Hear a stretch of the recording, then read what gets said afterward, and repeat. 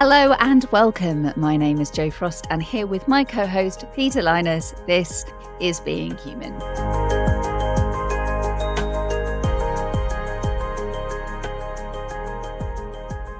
Episode 3, Peter. How you doing?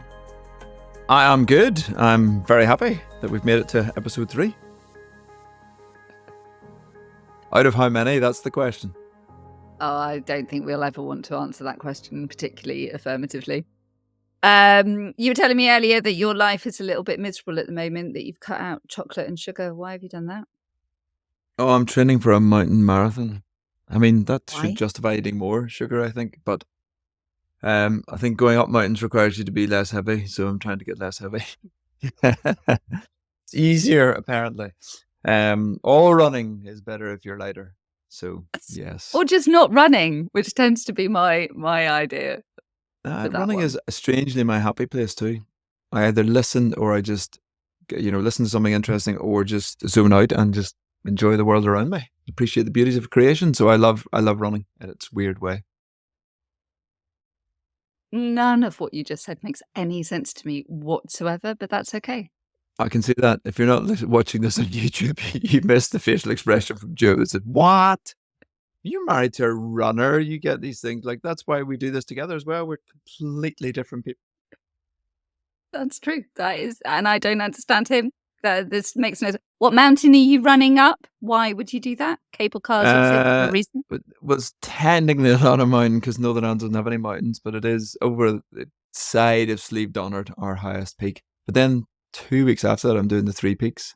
So Ben Nevis, Scafell Pike, and Snowdonia in 24 hours. Fingers crossed. We'll keep you updated. Yeah, I'll be sat on a sofa somewhere, not thinking of you. It'll be great.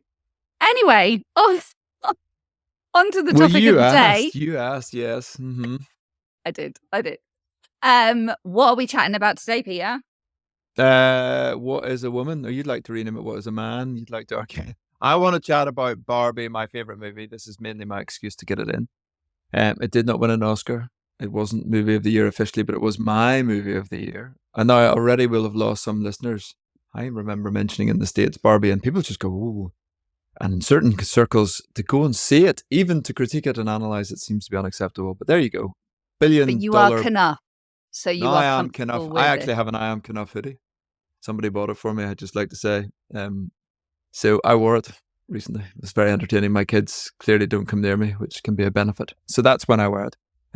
But I like it because it pokes fun at the culture and it wrestles with profound issues, it asks big questions, does it in a very witty way. It's like the court jester movie of the year for me. And it asks that question that no UK politician wants to answer: what is a woman? Indeed. It does fascinate me, that question, because it is never what is a man. The maleness is never questioned, but it is always the female. And I think I agree. I really enjoyed Barbie for a number of reasons, but I did find, spoiler alert, the ending really sad because there's no reconciliation between the men and the women. In fact, really, the only solution is a sort of pat on the head to the men and go, well, if you try hard and work hard, you might get to where we are. It's almost the inverse of the patriarchy is just re-established with Barbie on top. And I found it really, really challenging. Yeah, I probably didn't. I mean, I think it's clear patriarchy isn't the answer, so it has a good dig at that. But I think it also kind of says a version of feminism isn't the answer. And you said spoiler alert, the bit at the end where she pulls up, and you're wondering, where is she about to go to? This is clearly the ending. You're going to get your driver's license. You're going to get a job, or you're going to get a passport, something that says who you are. And she says, I'm here for an appointment with my gynecologist. Which in this cultural moment, I was like, so to be a woman, the thing is not your broader identity, the passport or whatever. It is to go and see a gynecologist. That was a definite poke, it felt like, at our cultural moment. And said to be a woman is a biological reality. Yeah.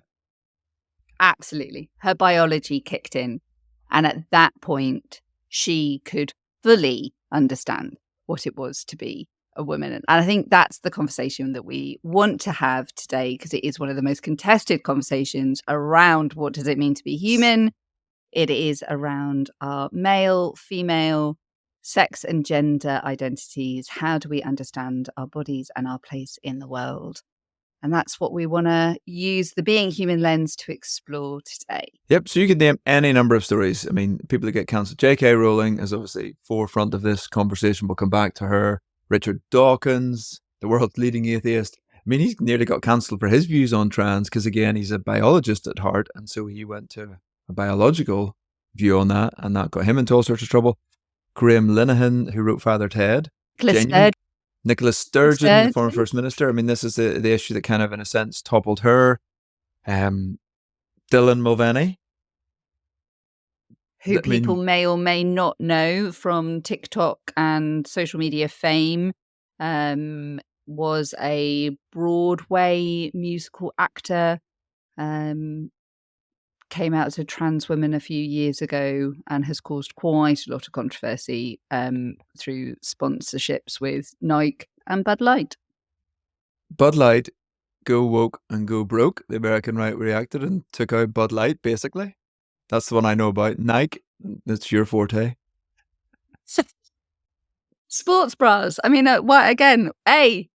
No, but also, why don't you know more about sports bras, Peter? That's the point. But yes, it's your specialist topic, though. You we did so you've got a bloke. He's fundamentally born male, advertising female sports bras. It was madness. Yeah. And so this is the world we're in. There is a brilliant case now. I love Giggle versus Tickle in Australia. I mean, we're not even going to get into detail, but it's just such a good name, Giggle versus Tickle. But it's essentially, again, somebody who's born male, identifies as trans, and wants into a woman's only app, and they won't let her in because they say it's for women only. And it is in the Australian courts right now. And the fundamental question at the core of it is, what is a woman? Which I suspect on that one they're going to lose because of the way the law is framed, but it gets the conversation going. Yeah. Now, it's fair to say you and I have been talking in different spaces on this issue for a while now. And one of the things that I found really helpful when we're having this conversation is some of the framing around why it gets so contested, especially around the issue of justice and fairness.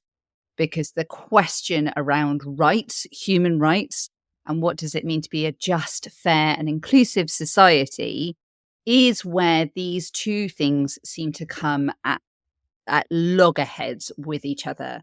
A friend of mine was having a chat with me, and she would say, why does it feel like when it comes to women's rights and trans rights, somebody needs to get thrown under the bus? And I suppose one of the best spaces to see that happening is around the sport issue, around who gets to compete in female sport. Absolutely. I mean, sometimes when I chat about this, I put up the image of Leah Thomas, who was born male, swam in the female category, and there's a picture of Leah, who's 6'1" or 2", and the 3 female athletes who competed in the Olympics at that time. They're all in the one shot. But I asked people to kind of put them in, if you were Team Leah, what would you say? Leah's being authentic. You do you. It's subjective. It's feelings. It's gender, but it's inclusive. It's justice for her. It's personal truth. And then I say, if you're Team Women Sports, what do you look at? And it's more scientific. It's evidence. It's objective. It's empirical truth. It's still justice. So you get similar terms, but justice here is fairness as do gets included. So actually people are often viewing it through the same set of lenses or ideas, but then take different positions or views as a consequence. And most people fall somewhere in the middle and are like, oh, I feel sorry for the person who's confused in their gender, but I feel sorry for the woman that's getting them excluded from a place. And then people are starting to wrestle through the tension because there is, as you say, a risk of a hierarchy of rights kind of forming. How do we look at this? I suppose that's right at the core of what we want to wrestle with today.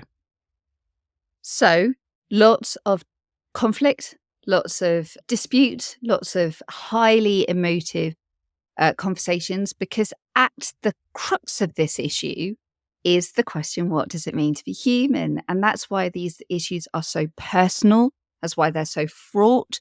That's why people get so caught up in them, is because these really do affect our lives. These are the lives of our kids, our neighbours, ourselves, people that we love and care about get caught up not in a culture war, but actually in the personal highs and lows of what it means to be human in this world. So we want to use the being human lens to help us navigate how we can approach this conversation and ask, what does it look like to live truly human lives when we're exploring this issue around what does it mean to be male, female, and how do we handle the trans debate?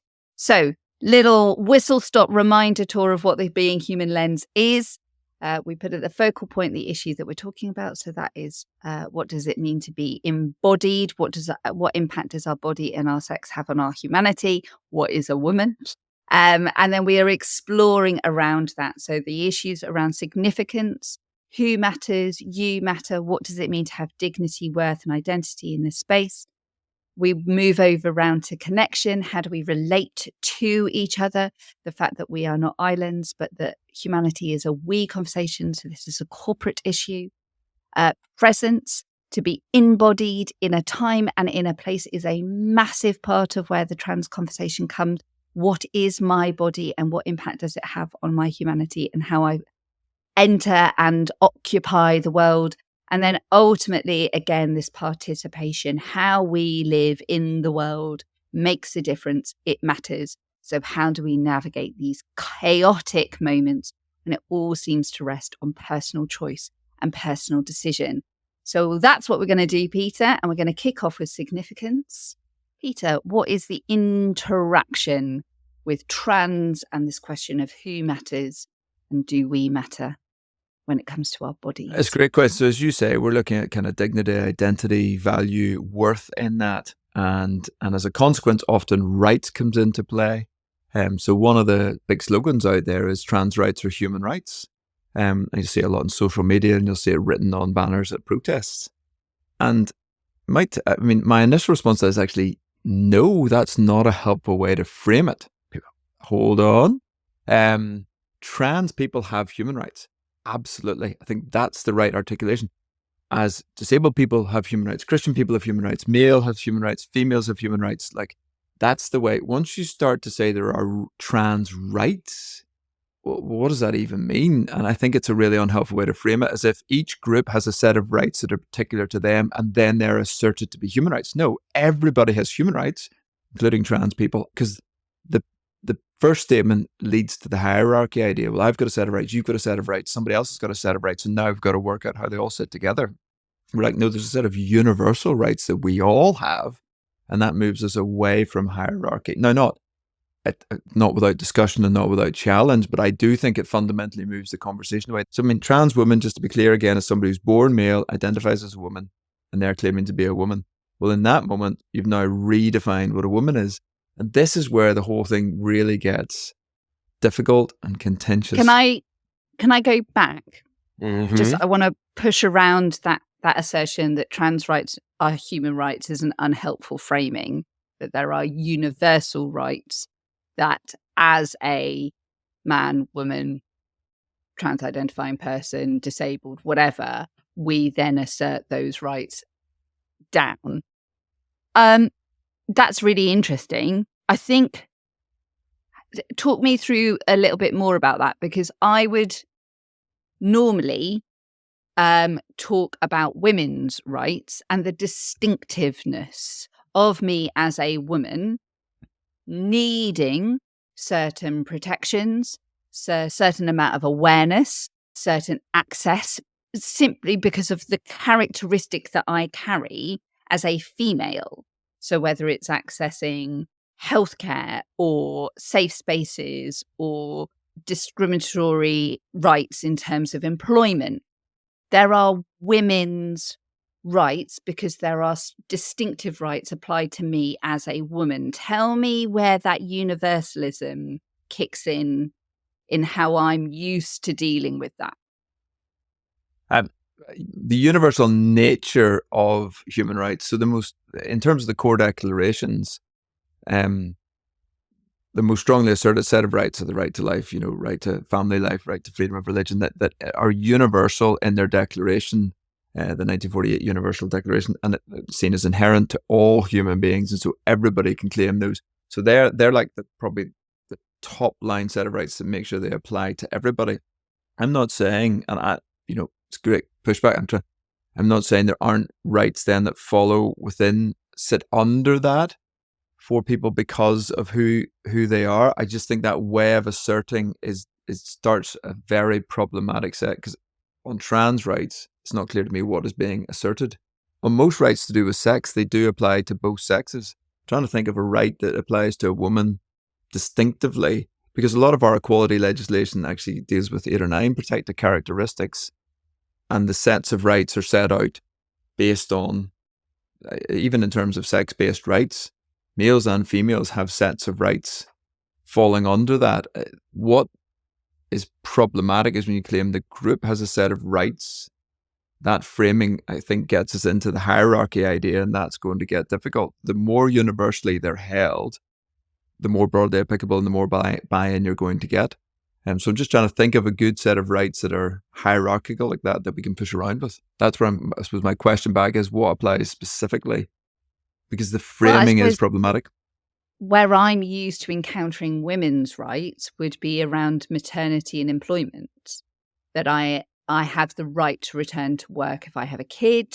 I have the right to not be fired. There are certain aspects of my employment that, because I am a woman, those rights kick in. And not just a woman, because I have been a mother and had taken maternity leave. I have employment rights specific to me, distinctive to me, because of the characteristics that I bear in that circumstance. Again, gender pay gap would be the other space, that a cleaner and a janitor have comparable roles and therefore should be paid comparatively, as opposed to the assumption in the 1950s, I'm slightly making this up, when the assumption was that the male was the breadwinner and therefore needed to earn more money because his salary went to a whole family, as opposed to a woman's salary that only went to her, supposedly. Not true, and that was therefore the discrimination was allowed, that men were allowed to earn more money. But that's been overridden, and they said that no, women, even if they don't do the same role, they get paid the same comparatively if the roles are like each other or at the same level. I would have said those are distinctive rights. Yeah, I think the second set are much closer to what I'd be arguing, that the overall aim there is equality. So it's how to drive to treat equally. So the overarching human right is that everybody should be treated equally. And the method of getting there may be distinctive. The second set is essentially to make sure women are paid the same as men. So again, equal treatment. What's the overarching frame of rights is the equal treatment of all people. How do we get there may lead to a subset of either rights or ideals that we have to base around. But your question here goes on the trans right, goes to right to the core of it, because what are the trans right? What is it that's unique to a trans person? So they're often trying to claim, either, particularly in our culture at the minute, it's essentially the biggest contested areas, those born male trying to claim women's rights in this moment, and use that as a way to squeeze women out of the conversation, in my view, and claim those sets of rights to changing rooms, to spaces that are female only. So most of the cases relate to that, or to employment that was held for women only shortlists. Those born male identifying as women are taking those spots. And so they are undermining the universal, the higher level right of equality of all people. So I'm not sure what the trans rights are in that conversation. The rights can't stand in isolation. And so that's the other part of the conversation I think is really healthy and helpful for us to have. To assert a right, what are my responsibilities in that conversation to make sure that everybody has those rights at the same time? And this has become a contested hierarchy that's unhelpful. And I think what we're trying to look through is a different way of framing some of this conversation to recognize the significance of people concerned. So you and I have both met parents. We've both spoken to people for whom this is a very real situation, for whom their gender dysphoria is something they are wrestling with. As far as I'm concerned, that's a very legitimate, genuine medical condition that people have. It's our response to that is also then a question for us as we recognize our own significance. The idea of being born in a wrong body is something I find much more challenging. The idea of experiencing gender dysphoria, absolutely. Yeah. That's real. So I think I think that's a really helpful movement, is to talk about where are rights, where are responsibilities, and where does equality kick in? Because ultimately that's what we're trying to do in the significant aspect of the Being Human lens, is to ask who matters and recognize the innate and arguably unquestionable dignity of every single human being. And that therefore, when we're engaging with anybody, whether they identify as trans, whether they're female, male, whatever, the dignity that person stood in front of you possesses is innate and undiminished. So if that's our starting point, it moves the conversation to be a lot easier in one respect, to say, okay, so what does fairness look like in this space? How do I accommodate you into this space? How do you need to accommodate others into this space? Is your assertion of dignity to diminish the dignity of another person? Or is there a way for coexistence to exist? And I think that's the real space where I get quite upset ultimately about where some of these dialogues go, is how quickly it diminishes the dignity of somebody who is arguably on an opposing camp, or shares a different perspective to me or to others. Yeah, and one of the things what I'm talking about, I think you do something similar, is that putting the slide up and saying, put yourself in either team. I don't want to presume which one you're in, but think about Team Leah or Team Women's Sports and do both, because I want you to understand how other people might begin to think about this. And so for some people, I almost always refer to Leah Thomas as Leah Thomas. Leah was born, I think, Will. Therein reveals something. I'm not that sure. The name to me doesn't concede something, but we're trying to, again, for me, that's recognizing the significance of Leah, is to be able to use the name. Often in a conversation, I won't know somebody's original name and they can change their name by deed poll, and that's their legal name. So I'm comfortable there. Pronouns, I wouldn't like to be forced, but I'm open to using them in terms of engagement. Otherwise, there's no conversation with somebody. And that's, I think, some of just real practical wrestle in the moment for some people, and trying to acknowledge, yeah, this is a difficult space to navigate. But if you don't recognize the name of the person right in front of you, there is no further conversation to be had. So what, even in the last 10 minutes, having this wrestle through identifies some of the shifting sands and some of the complexity around the different stories, the different narratives, the different perspectives, the different experiences, all of which combines to confuse and disorientate us as we try and navigate this space. Our stories aren't coherent, and they're very contextualized and personalized from the perspective of the individual. So that's our space. What's the better story? How do we attempt to integrate our perspective of what it means to be human into this space? With difficulty, I'm sure, at times. One example that sprung to mind for me was just thinking about this was JK Rowling was tweeting about a recent piece of legislation in Scotland. And in the back and forth, she said, this isn't based on like the Bible or God or something. I can't remember exactly how she phrased it, but basically said, where women were an afterthought.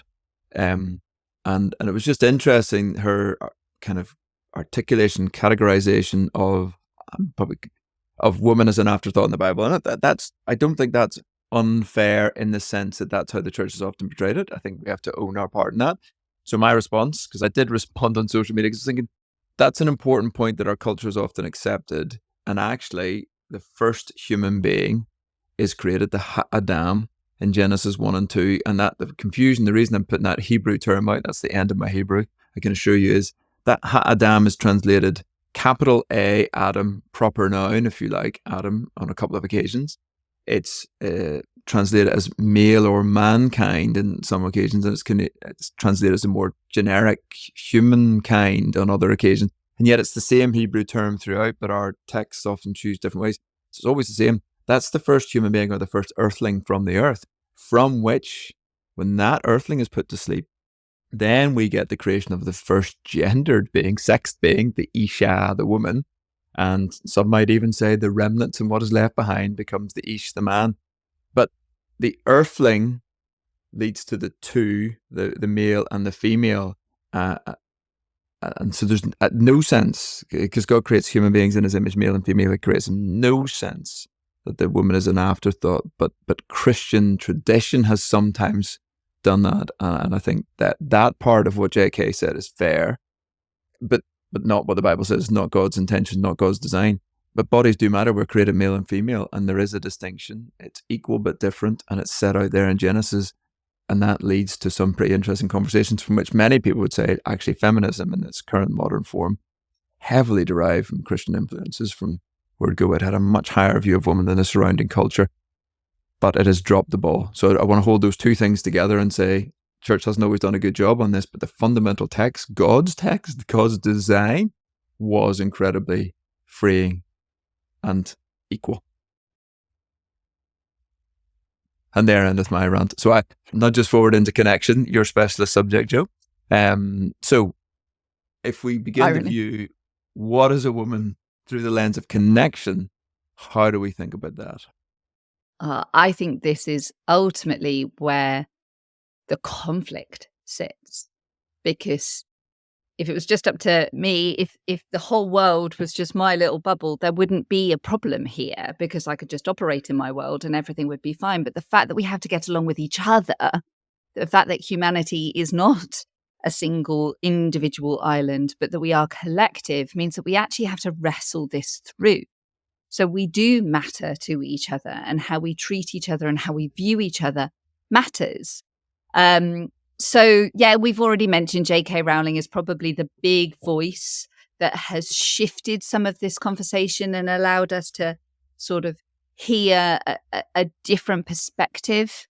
I think up until maybe even 4 or 5 years ago, it felt like the kind of gender fluid, transgender ideology and movement was only going in one direction.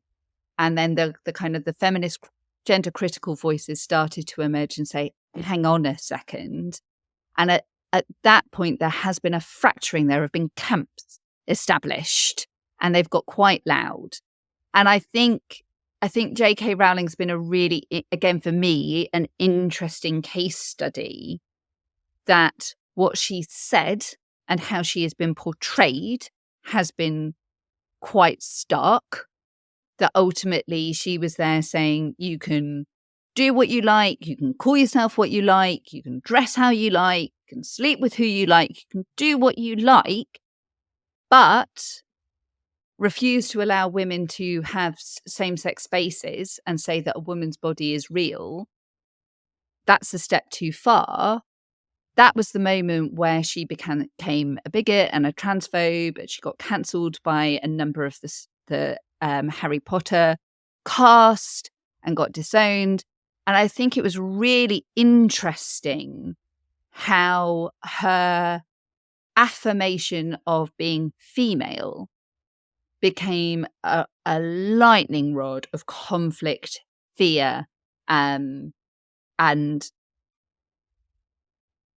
injustice, ultimately, on how she was treated. And I found it fascinating to watch.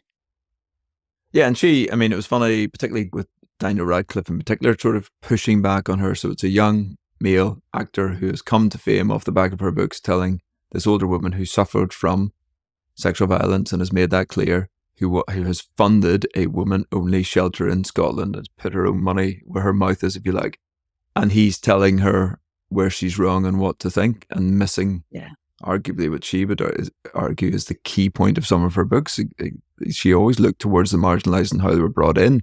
She doesn't have any problem with those who are trans per se. It's what that does to women.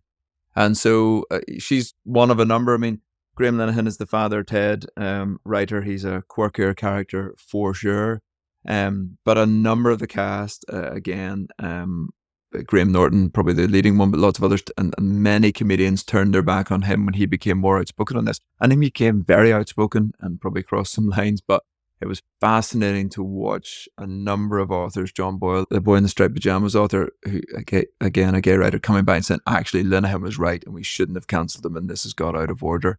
And so more recently, you've seen this kind of move back. And so the connection, like the fracturing in families, like for whom this is very real, or for whom there are just different opinions. It's a very kind of shibboleth litmus test issue. So tell us more about shibboleth. Now that I've just said that word. So this is where we date ourselves quite quickly, because the concept of the shibboleth was introduced to me by the joy that is The West Wing.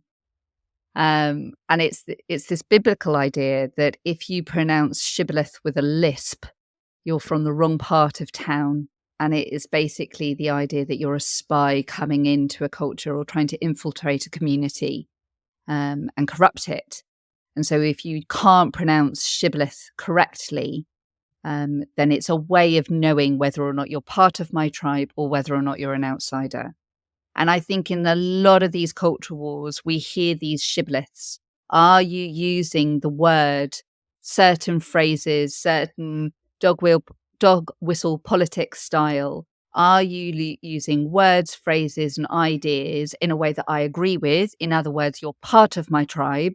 Or are you using either different words or the words that I use, but derogatory, in which case you're part of a different tribe?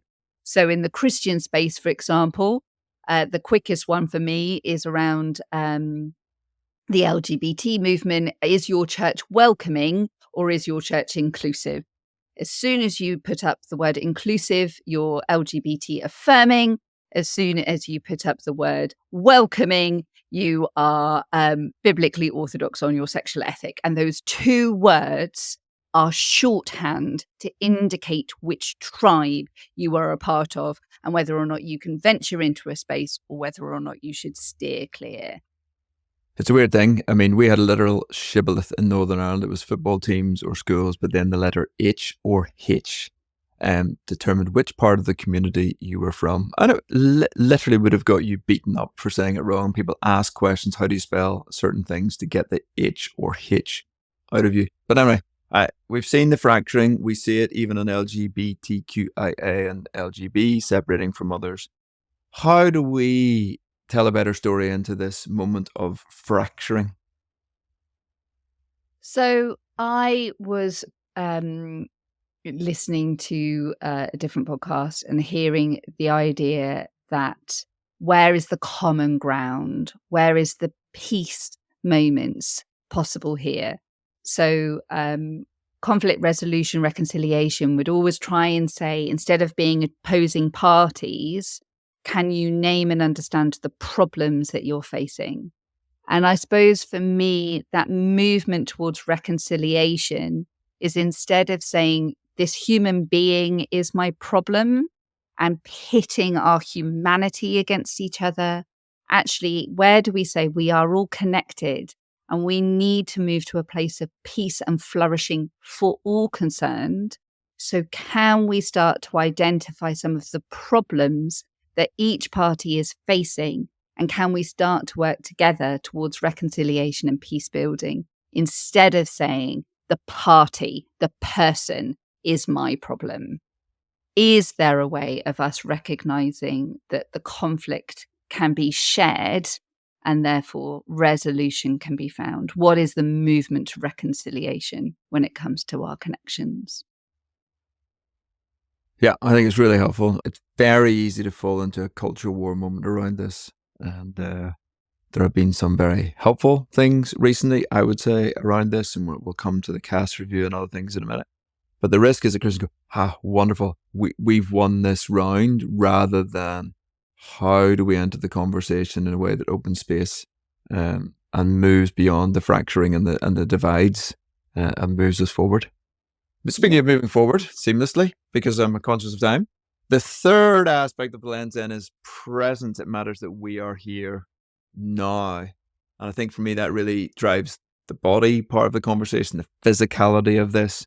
and the now that is this moment is again unique, and this moment is different even than a year ago. In this conversation is different certainly than 5-10 years ago. This wasn't on the radar at any level. We mentioned Dylan Mulvaney, and because the Bud ad was the one that maybe was probably the most covered, but that's almost irrelevant. That was a cultural values piece. That's the side. It is the two incidents you mentioned, the Nike one and then the advertising of tampons. That was bizarre because you're like, but you don't have a body that requires those two things in a way. And how does that feel to a woman to have those two things advertised by somebody who's born male and presents in a very particular way around this issue? And I think that's the issue, that even just talking about kind of sportswear, one, even having this conversation can move us into a sexualized space because the female body is more often than not an objectified body. And therefore, even just talking about what kind of sportswear does the female body require has a certain element attached to it. But yes, here is a influencer on social media dancing in the garden wearing a Nike sports bra, but is utterly flat-chested. Now, maybe got some muscle there, but certainly not got any glands, and does not have any of the trauma that females may have when it comes to doing sport and the impact of gravity and movement, shall we say. So when Nike suggests that the engineering, the design, the functionality of a sports bra can be marketed by somebody who doesn't have any breasts is quite curious. And it said, at least to me and to a number of other people online, your body is irrelevant to the fashion statement that now a sports bra is. We are more interested in marketing this as a fashion item than we are in marketing this as sportswear. And that's a really interesting movement because, again, it says that the female body is ultimately a body to be looked at or appreciated or adorned, as opposed to being used, trained, equipped for sport. And Dylan Mulvaney became this kind of lightning rod of what does it mean to have a female body. But it is worth saying that when Dylan got caught up in this dialogue, the vilification and the dehumanizing vitriol that Dylan was subjected to was disgusting. It was awful. At no point was the dignity of Dylan protected, affirmed, valued. And I think that said a huge amount about where this dialogue goes and how important it is to recognize that any human being is an image bearer of God. And it's one of the reasons we drive at the lens in its completeness. So we could argue that's a significance issue, absolutely, but it's interconnected. This is the whole thing. You've got to take it in the round, and it is massively important. I think one of the moments for me that really emphasized the presence piece was a Newsnight interview, actually, Jermaine Greer did, and Kirsty Wark was the interviewer, but it was about Bruce Jenner becoming Caitlyn Jenner. And so the first part of that was about the kind of cover image, and I think it was Vogue or Vanity Fair did the cover. It was very kind of sultry prose. So Jermaine Greer, the feminist, was saying, it's a very stereotyped view of what a woman is. I don't like it for that reason. But the second thing is Caitlyn Jenner won Woman of the Year. And she said, Jermaine Greer was saying that should not be possible, as in Caitlyn Jenner, Bruce Jenner, is a 6'4" Olympic decathlete. That person has never walked to a bus stop in fear of the person walking behind them. They have never been in those kind of situations. And I think that for me was one of those moments, as my daughters were a bit younger then, as a father, just really beginning to think, yes, I have not generally walked through the streets and had a concern about my safety in that way.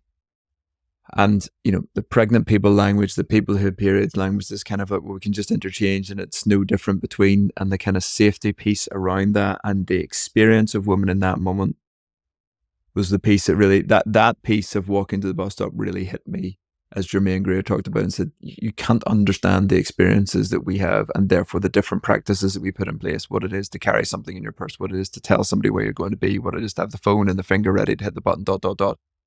And I just think, there is a difference, and Louise Perry makes a difference point in her book. There's a physical difference between male and female and physical size, etc. Attacks happen in one direction, almost exclusively males upon females. We've got to acknowledge some of that. And to bring us right up to speed, the Cass review has just come out about the treatment of transgender children and how that care has been really bad in the UK. So came out early April. Cass review is about what, concerning what, by who? So healthcare for those who are experiencing confusion around their gender. It is a 3.5-year review that was commissioned by the UK government to look at the NHS provision for this, in particular for young people. And Dr. Hilary Cass was in charge of that review, and she's a consultant paediatrician, former head of the Royal College in that area. Lots of very interesting conclusions, a huge review. It was saying these kids had not been well looked after, but also that kids up to the age of 25, she was pointing out, don't have the brain maturity to make these kind of decisions, that the rush to put them onto puberty blockers and to medicalize the process was bad in simple terms. It locked in particular outcomes, and it did lead to irreversible treatment. And I suppose in summary, her point was kids are not being well looked after in this process, and they're being socially transitioned too soon, and they're not being looked after, and it doesn't give their bodies time to develop. And the reality is that puberty and going through it is a tough time for many people in that space.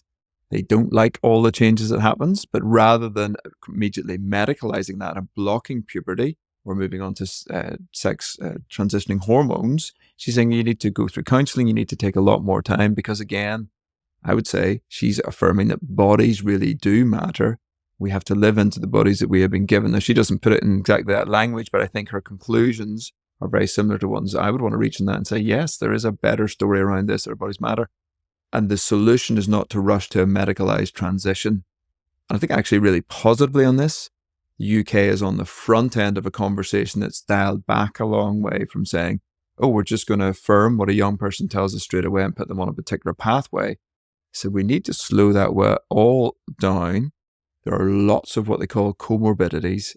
What that means is other conditions often at play. She was very clear. Family breakdown is at play. Mental health issues are at play, which is often autism. It's usually 7 times higher in those who would identify with gender dysphoria. And she talked about histories of abuse, and particularly sexual abuse, named all those things, that all of those are at play. You require a much longer pathway into this if you're going to be engaged in this. So I think she's broadened the whole conversation and brought a really solid evidence base to it. And the overall thing on that is to slow everything down. We don't have the evidence base for some of the things we were doing. And so I think a real positive report in many ways, and a really helpful intervention from the government on this, and a shift in what's going on. That is not the same in Canada, not the same in Australia, not the same in a lot of other countries. It's worth saying if you're listening in those spaces. Denmark, Sweden, France, the UK are probably the ones dialing back and saying, hold on. So in the presence aspect of the Being Human lens, we are looking at the idea that to be human involves a body, it involves a place, and it involves a time. And that reality, our story of who we are, is built on those fundamental truths.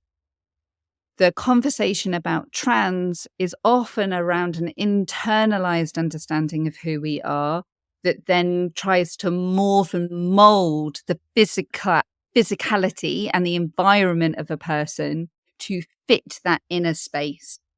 So, Peter, from your perspective, what's the better story to offer that kind of understanding of what is real and who am I and how does my body fit into that space? Well, I think we need to acknowledge that we as Christians have sometimes said the spirit matters and the body doesn't. I'm an old BB boy, and we had an old hymn, we have an anchor that keeps the soul steadfast and sure while the billows roll. And that's true, but it keeps way more than the soul. And there's a kind of theology and an articulation that, hey, our souls are going to heaven when we die, and this world's going to be burned up, and it doesn't really matter what we do, and bodies are secondary and don't matter. And all of that's nonsense, and Paul says so in 1 Corinthians. And it was a Gnostic kind of heresy that said, inner me is real, the spirit is real, and the bodies don't. And the Corinthians were basically saying, hey, it doesn't matter what I eat, it's only my physical body. And then they said, hey, it doesn't matter who I have sex with, it's only my physical body. And Paul says, don't you know your members? And I think he's playing upon there, our members, like your bodies are you're members of the broader church. And then he tells us that our bodies are temples of the Holy Spirit. So bodies do matter, but we as Christians have often narrated something that says they don't. And that's actually very similar to the kind of trans ideology. There's a real inner me who knows my sex and who I am, and I've been born in the wrong body. Our articulation is different, but the Christian thing that says, hey, the spirit matters in the body in this world and all that stuff is secondary. That's just bad theology. And we played into this conversation, and we need to replace it with good theology. It says we are embodied beings.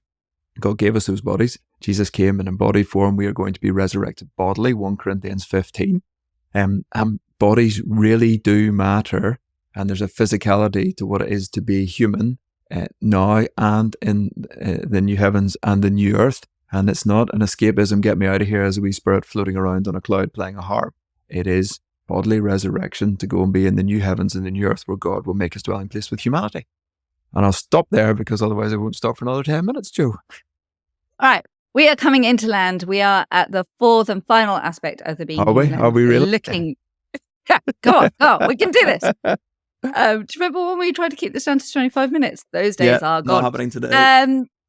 So participation, that what we do in this world matters. It makes a difference. I think the challenge we've got in this space is recognizing that we don't live in a good, perfect world. We live in a world full of flawed human beings. We live in a world of broken bodies. That actually a lot of the conversation that we will have been having, I can imagine so many people listening to this and going, yes, but, or what about, or you've forgotten this person. And I think that is the biggest challenge that we have, is that there are so many exceptions. There are so many individual stories. There is so much caveating that needs to be navigated as we attempt to participate in this conversation, that we are so aware of all the different bits and all the different problems and all the different stories, that we are so nervous about misspeaking, forgetting somebody, ignoring somebody's truth, failing to recognize what it means to have a mental health issue, a physical health issue, to be intersex, to have something wrong with your biology or your space in the world, that all of those things means that we don't know what to say or how to be heard well. One of the analogies that we use in this space a lot of the time is of the Jenga tower. And we've pulled out so many blocks of what it means to be human, what it means to be male, female, what it needs to have dignity, what it means for us to be just and communal. We've pulled all of those out. We put them over the top. This Jenga tower of sexed bodies, embodied humanity, is so fragile and so unstable that every single one of us is scared that we're going to say something wrong, or we're going to forget to nuance it or caveat it correctly, that we would so much rather say nothing at all than be misheard or misunderstood in this space. Yes. Totally. Because it's chaotic and it's contested and it's constantly changing. You know, we've talked about the chaos of, the CAS report acknowledges that actually the NHS was giving treatment without really any robust evidence base. In fact, remarkably thin and unstable foundations, I think is the phrase that was used in it. It is contested. We see that in the number of cases coming through. I mean, we've got the Maya Forstater case, which is an employment-related case that basically said you can have gender-critical beliefs. Those exist. If you think that to be a woman is a biological reality, that's a protected belief in law. Keira Bell took the Tavistock clinic to court, and said that she had been rushed through treatment. This is a young person who grew up and had a double mastectomy and then regretted it and had wanted to did detransition and said the clinic rushed me through. Kathleen Stock was a lecturer who was cancelled by our university The census was even, the census people were the ONS who run the census were taken to court because they were trying to redefine or define for the purpose of a census what a woman was, and groups were going to court to say you can't do that and you can't do that. We've got these cases all around the world going on, and it's changing. 2 or 3 years ago, some of the conversation we'd be having would have felt different, would have been heard different, would have looked different, and there has been a sort of, I'm not sure if rolling back is the right phrase, but certainly it's been changing. And I would say a centering again of the conversation. It's certainly in the UK, it is probably a lot more balanced and engaged at every level. And it's different in law and culture than it is in different places. And in talking to people on the ground as well, there has been some movement at the top. And I want to use that phrase advisedly, but I think that's fair to say, like in academia and in policy, but in schools on the ground and in hospitals and in clinics and in GP surgeries on the ground, it will take a few months for some of the changes we're talking about to filter down through. And there'll be contesting at local levels that will mean the policy will roll out differently. And so your experience right now could feel very different than some of the conversations we're talking about. And so it's very difficult to participate when everything is so unstable by a third-gen guitar. This is not the archetype, but one of the most representative moments of the chaos that we've been chatting about so often. So what do we do? So strangely, I think this is one of the most interesting missional moments around. I've told the story before, but I was at a swim gala and a mum came over to me and said, I don't agree with all your tweets, almost certainly, open brackets, sexuality. But I do, I'm so glad you tweet about this. And she pointed down at the pool where my daughters and her daughters were swimming and said, it's not right that our daughters might have to swim against boys, and it's definitely not right they should be in the same changing room. And this was in light of some recent stuff going on in the States, the Leah Thomas case, in fact, or that whole situation. And so it opens a conversation where I'm saying, so why is that important to you? It's not somebody coming from a Christian faith background. I explain why it's important to me. And we begin a conversation essentially about what it means to be human, but why we think this bit of the conversation is important. And it does go to kind of worldviews, framing ideas, values, and it opens up the space for that conversation. I find people like JK Rowling and Graham Linhill and different people really interesting in the space that's being created to have some more of this conversation in a different way. And while it might seem strange, I do think the trans has opened up the more fundamental conversation about what it means to be human in a fresh way, in which essentially the evidence and the narrative is quite closely aligned to my beliefs as a Christian, which means it's a different way of bridge building. So it doesn't feel like I'm at odds. Now, of course, with some people I am in social media conversations and get more heated. But the average parent, the average person I meet has kind of got a reasonably high level of sympathy for the kind of ideas that I have and I have for them. And therefore, that opens up the bridge building moment that we're so interested in this project. And why do they think that thing's important? And therefore, how do we move the conversation onto something more substantive and more engaging? So I think it's fascinating to participate in this moment because the culture has basically put its hands up and said, well, we have no idea. We're really struggling with this one. And so we get to at least come alongside some people and have some really interesting conversations. Yeah. Which I think for me is where we move into a kind of takeaway practices space. Because I do think we get to, using the word deliberately here, embody a different story into this space. So in the culture war space where you're either a trans ally or gender critical feminist, or you're sitting in the kind of confused, I don't know which camp I'm in middle, we do get to come along and say there is a different story to be lived here. There is a story that says every human being is made in the image of a good and true incarnate God who made us flesh and blood, but breathed the Spirit of God into our lungs. And we can offer a story of Psalm 139 and say, you were fearfully and wonderfully made. And that there is a God who delights over you with singing. And that is the truth of your being, no matter what today's emotions, physical ailments, medical challenges, wherever you are at, there is still that truth over who you are and how you were made to be rejoiced in. And we get to live that story and share that story.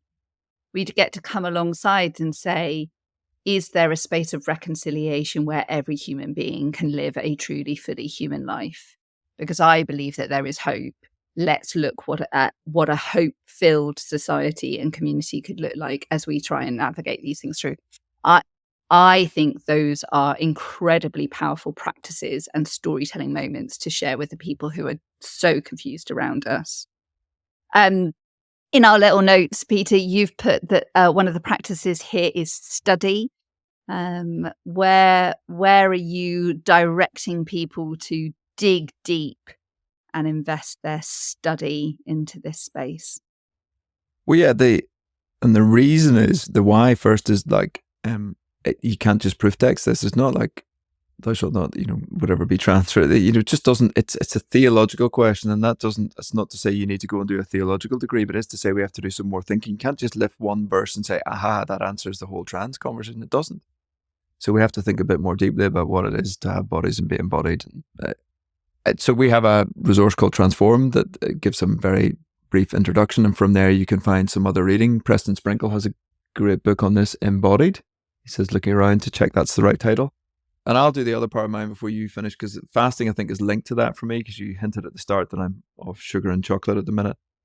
And part of the reason, it's bodily discipline again. It's one of those things. So I think it can be really hard if our gender matches our biological sex and we have no disconnect with that.